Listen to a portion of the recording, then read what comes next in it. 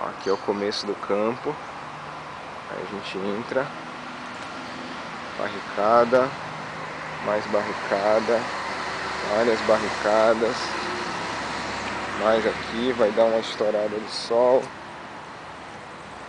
Aqui tem uma barricada com proteção lateral, duas trincheiras, um carretel lá do outro lado.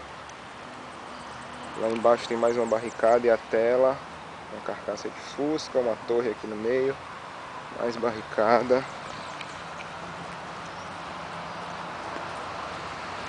Aqui tem um dos acessos da trincheira por trás dessa barricada.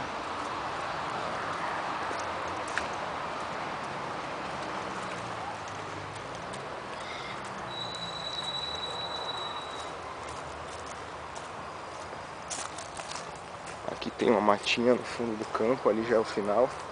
Aquela última barreira ali. As construções.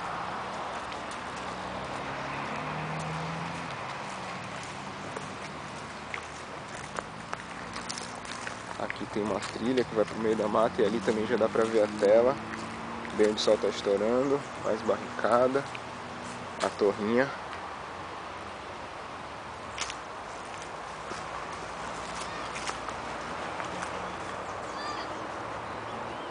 Mais barricada aqui. Pra mata.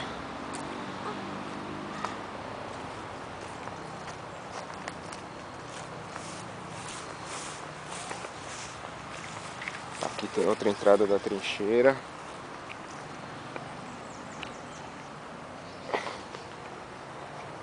Barricada, uma guarita velha. Correr que o tempo da máquina tá acabando. Aqui é bem pelo cantinho, tem mais umas proteções. Bastante árvore.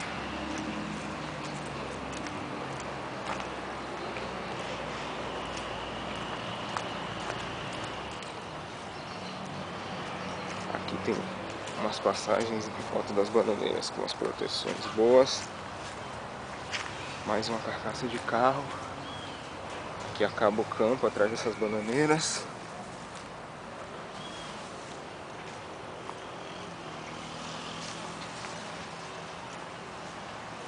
É isso aí.